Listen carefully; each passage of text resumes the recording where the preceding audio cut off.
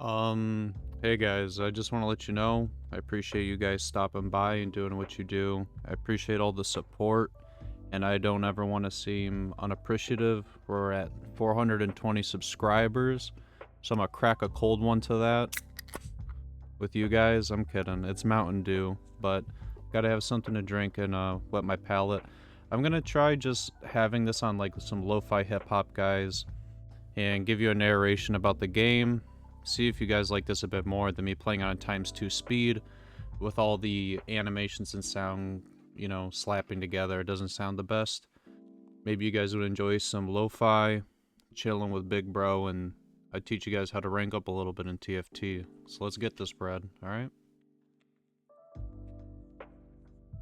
We're going to be playing the game on ×2 speed, and I'm going to try to walk you guys through my thought process and maybe get you guys to those promos to where she'll finally call you back. Opening up on stage 1, we're always just going to buy whatever pairs we can. And we're going to look for easy free upgrades that we don't have to roll down gold for later on. And try to build a comp around it, right? Sometimes it's better to have a 2-cost unit or an upgraded unit, or it's better to just have a synergy out on board. You got to think about what you want. People wanted me to pause for the augments and give you my thought process. From my bench, we already have a Blitzcrank 1, right?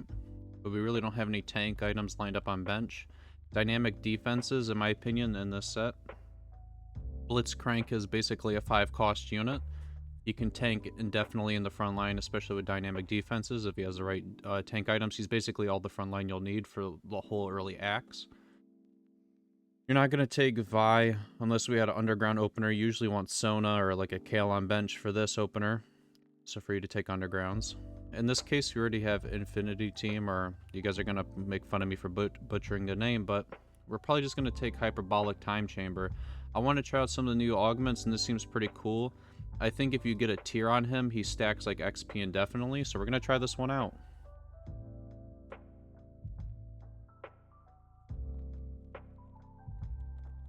On 2-1, we're always going to level up to level 4 here. I actually think it's stronger in the meanwhile here to just get in Defender and upgraded units. And we're just going to keep the team synergy on our bench because we know eventually we're going to want to get that on the board.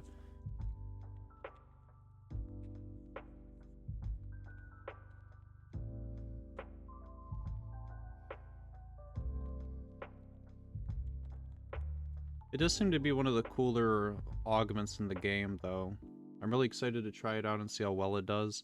It seems to be a free way to hit level 9, but also it makes me a little worried because I don't think it's a noob-friendly augment, even though it does give you XP. I think it might hinder you guys from learning a lot of the fundamentals of standard leveling, when to econ, when to roll. I think it'll throw you off a little bit, so try to keep that on your mind. You know, it can develop not healthy habits. And the biggest difference between being at the rank you want to in TFT and not being at the rank you want to is consistency, man.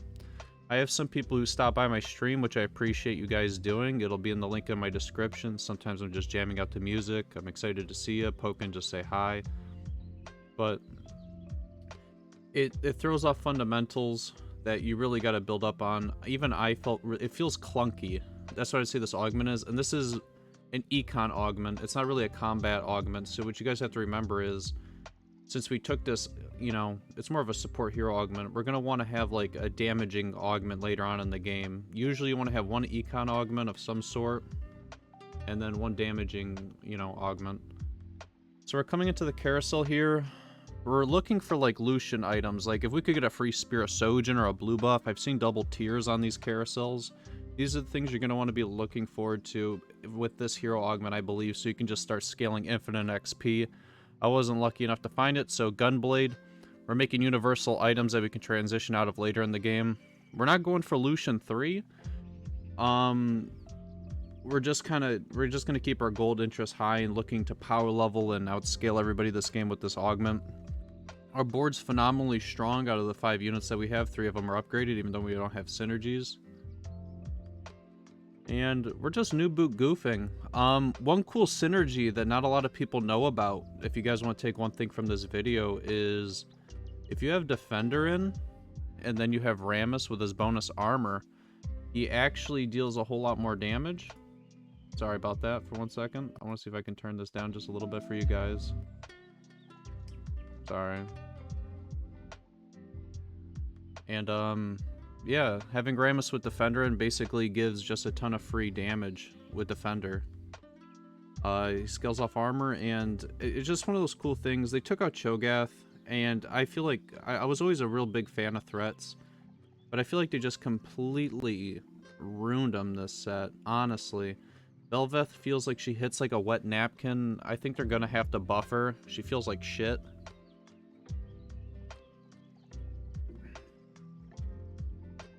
But, you know, Aurelion Sol's okay if you need grievous wounds.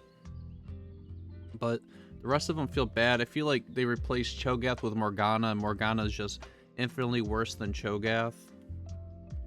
If they made Morgana to where like she gave like a black shield in her kit and became more of like a tank replacement like how Cho was, it would be in a much better spot. On 3-1, we just keep stacking our gold. Since we have this econ augment, we're not going to be rolling down on 3-2. As you can see, we're already level 6. So we don't really have to worry about it because we're getting so much free XP from this Lucian. I might as well level up and get another unit out on the board. One thing that's cool about the Defender buff is it goes to your whole team. And people wanted me to pause on augments here. So right now we have Defender going to our whole team. We don't have a lot of gold. We're level 6 with 20 gold. Level up isn't going to do us a whole lot of good here. We're kind of, I don't want to say win streaking, but our board's very strong. And I know with this econ augment, we're going to hit level 9. As long as we don't start taking huge losses, we don't play really dumbly, we present strongest board, I think we're always going to have a chance to go level 9 with it. And I think just having level 9, having another unit out there, another legendary, being, you know, having 10 units, or chilling level 8 and rolling for all the legendaries that we can, and then still having 9 units on the board, even not being level 9, is really important. So that's what I'm probably going to end up doing. It's either between high-end shopping or new recruit.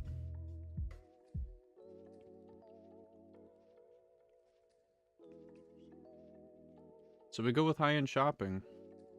I feel like another reason why we went for high-end shopping is because, you know, even if a lot of people don't know this with high-end shopping, if you're level 9 with high-end shopping, technically it means you're rolling at level 10 odds, I believe. And if you are level 8, you're rolling at 9. So if I hit level 8, the only thing that's preventing this comp from really going to the moon is like missing Ezreal. And I don't want to miss out on Ezreal. I want to hit all my legendary units. And this one thing I would have to say is just roll on 8 if you have high-end shopping. People want to hit 9 to roll at like level 10 odds. I think it's a bait. I don't think you should ever do it. Roll on 8 and get all the free legendaries you can while everybody still has like 80 gold to hit level 9. Get those Urgots out there. Get yourself farming some gold. You know, get those free Leonas. Get the Aegis cooking. You know, if you got Windy, that's a free win. I will say, though, is I hope they do something about this Ox Force, man, because this is just unbearable. Like, most of the games I'm playing in, there's always one comp each set that just, like, you want to throw up, but the Ox Force feels just, I feel like it feels worse than the other sets because you're so close to killing the units because they legitimately live with 1 HP. It makes you lose your mind. So we're just going for tank items if we can here. We already have 3 damaging items. We're unlucky. So we're going to grab BF swords because we know in this comp, the max is going to have Sure Shot Ezreal in it. And he's a sure shot, so we want 80 items to scale with him. I also think right now we don't really have to worry. We want tank items for like 1 main tank. I don't think we have to worry about it that much though, because we got Defender in. Rammus 2 is just a Giga Chad. We're in a good spot here, you know? As long as we don't overroll. You see how we're like level 7 with 30 gold? Win streaking, and this guy's level 7 with 0 gold. Means the guy rolled down on 3-5, which you can do, or 4-1 for level 7, and he rolled down every last penny he had.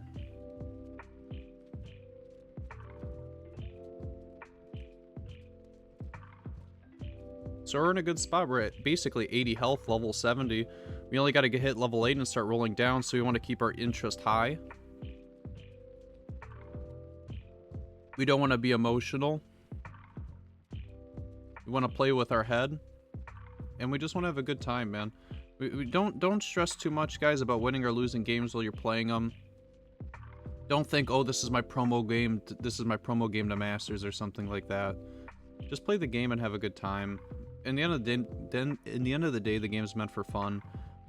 You know, nothing in your life's gonna change when you hit Challenger, bro. I'll tell you that much. Nothing's really changed in my life since I hit Challenger too much. You know, it's like a weird flex to say at a party and nobody cares about it at the party. You know, good luck telling somebody that you're Challenger IRL and they think it's worth it. We got a tome, so we're just going to make the Infinity Team spat here. I'm gonna slam the rest of our items, and the cool part about finding this tome now is any legendary unit that's a frontline, such as Fiddlesticks, Mord, Leona, we can put this tome on it and get a second one, which is really busted. And you already know what we're gonna do when we hit level 8. We're gonna liquidate this whole fucking board and go for a 5-cost board, man. Because I wanna slurp up all the 5 costs before anybody else has a chance to grab them. People said they wanted me to go over augments here. Okay, we're not gonna go cybernetic because all the items are usually gonna be stacked on, you know, 1 or 2 of the 5 costs. I think we might, because we have the spat and we can divvy things up a little bit. I wouldn't be mad at you going any of these, but what I will tell you guys is, 1, we have 2 econ augments. This is something you have to think about in your cranium while you're playing the game. We have 2 econ augments. We need combat augments. Portable Forge is a coin flip. It's, you know, it's a real coin flip. This late into the game, do you really want to coin flip your 3rd augment? Me, personally, I don't. The safer option I'd have to say to go with is either Second Wind. I think this is the best here. But I think in this game I took Cybernetic. Because, 1, I want Lucian to cast more. I want to start getting, you know, I'm going to have 2-star 5 costs. I'm going to want to get them, you know, enabled and online. Putting 1 component on Urgot, if I get an Urgot on the board so we can start farming me components with a Cybernetic uplink, is huge value. So, and also, I didn't know if this worked in my head while I was playing the game, does the team augment, could you guys answer this in the comments section, because I don't know, does the team augment that we have here, that spawns a unit, does the unit that it spawns, does it have cybernetic value? I don't know these things. I don't know if the little baby Rammus that he spawns here actually gets value from cybernetic too.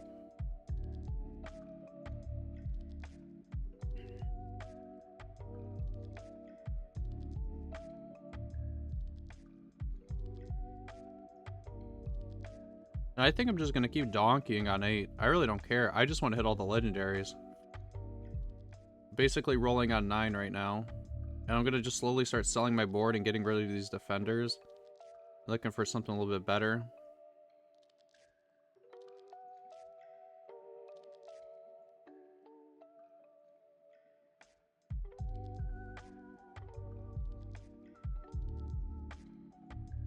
You know, a lot of people would say it's incorrect to roll down here, but if I get an Urgot or 2 out on the board, I'm farming like 6 gold a combat, you know. You can't tell me having the interest gone is like necessarily that bad. Looking to finish off the Rammus item, I believe, here. You guys, like, people make items too complicated. You want one main hyper carry, and then you want 1 main tank, and then eventually you're going to build into a 2nd hyper carry. We don't have anti-heal, so we want this. And we're going to start transitioning fully to a legendary board here. We're spreading out the cybernetic value a little bit. But this is what I was talking about using the spatula to get a 2nd 5 cost out on the board. So when we hit Fiddlesticks 2, we're basically getting 2-star Fiddlesticks. Which is really giga broken. So that's why people who run the Infinity comp and they hit the spatula, they end up going Garen, which I thought was one of the cooler interactions. I was wondering why people were going Garen. And it's because when Garen uses his ability to stun, it'll like double stun and slam, it'll like chain CC the whole board, which I always thought was really cool because I got to play that interaction the other day. I was having fun with the set for a change. I like wonky and cool interactions. I could have kept probably the Ezreal in to keep farming XP, but I'm at the point in the game where I'm 55 health. I want to secure my top. I want to secure my top 4. Because I'm still rolling at 9 odds.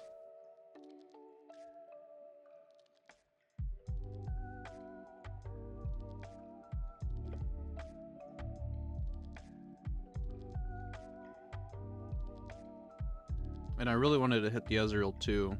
Because once the Ezreal 2 I hit, I'm online.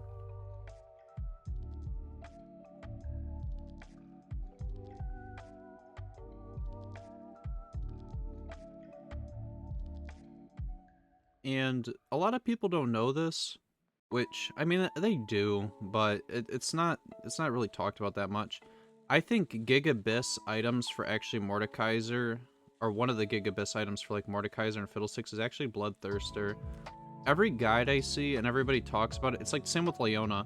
Those 3, if you guys are like, so many people are afraid of building Bloodthirster, but I think this is like a meta where like Bloodthirster's actually probably like, you know, a good contestable item to build, because on Leona it allows her to become like Mecha. She omnivamps. It allows Mordekaiser to become like a main tank. It allows Fiddlesticks to like see like the omnivamp is broken. It allows them to get off like a second cast sometimes, and it keeps them alive. It's just good. I mean, even though it has AD scaling, the amount of omnivamp and shield it gives. The biggest issue with Mordekaiser and Leona is like oftentimes they die before they even get to cast, you know? So at this point we're looking to hit Fiddlesticks 2, Leona 2. So we're able to hit it, and as you can see we're cloning the Mordekaiser here now with the Bloodthirster, because you know, Mordekaiser 2 is better than Fiddlesticks 1. So when he ulties here, do you see how much he heals up on the board there? It's actually super huge. It allows them sometimes to get off a second cast, which is just big. We're going to be looking for Mordekaiser item here now. Really unlucky that that Urgot hasn't farmed us any components, though. I don't think we need, I don't think we really need, what was I was going to say? Cybernetic value. We did it here, but I don't think you need it. I think I should have stacked a 3rd item on, Mord. I should have put this, Gunblade on him or something. It didn't even need Ionic Spark, by the way, because Mordekaiser's ability shreds.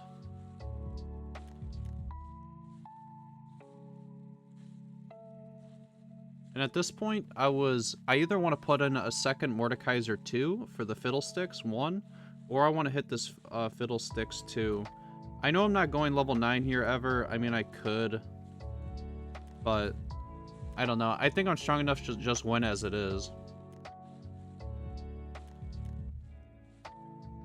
This comp I'd say is the one I've had the most fun with, just because you can clone units. I find it really interesting, and I think the parallel is just super cool with Ezreal. So he's probably one of the 5 costs I've enjoyed the most. Syndra's just bland. I wish they would...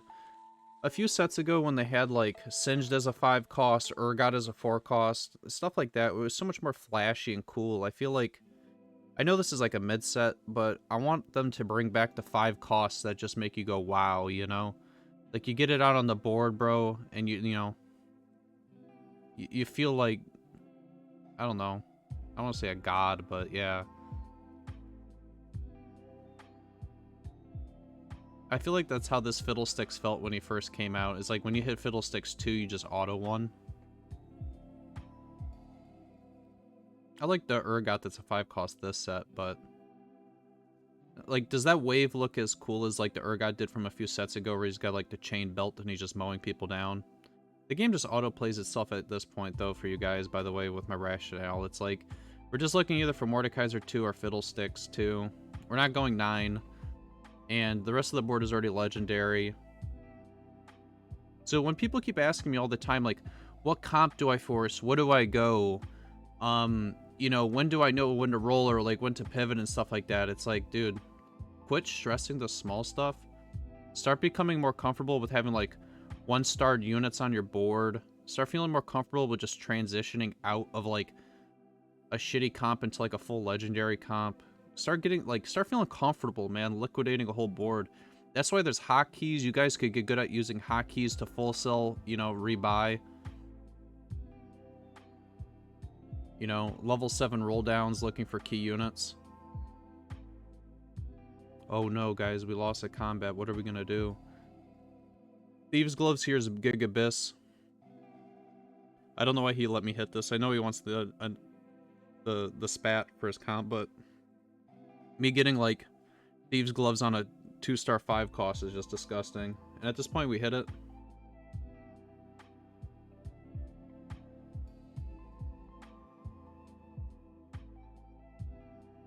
I wouldn't even be mad at you guys, because I keep getting Ezreals, if you remake the Ezreal and you put another 2 items on Fiddlesticks. If you put another 2 items on Fiddlesticks here, I wouldn't even be mad at you.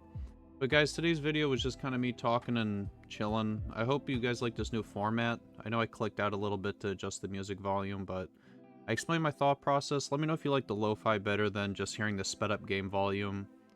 And I hope you guys have a good day, and I appreciate all the support you guys have been giving me lately. Alright, peace.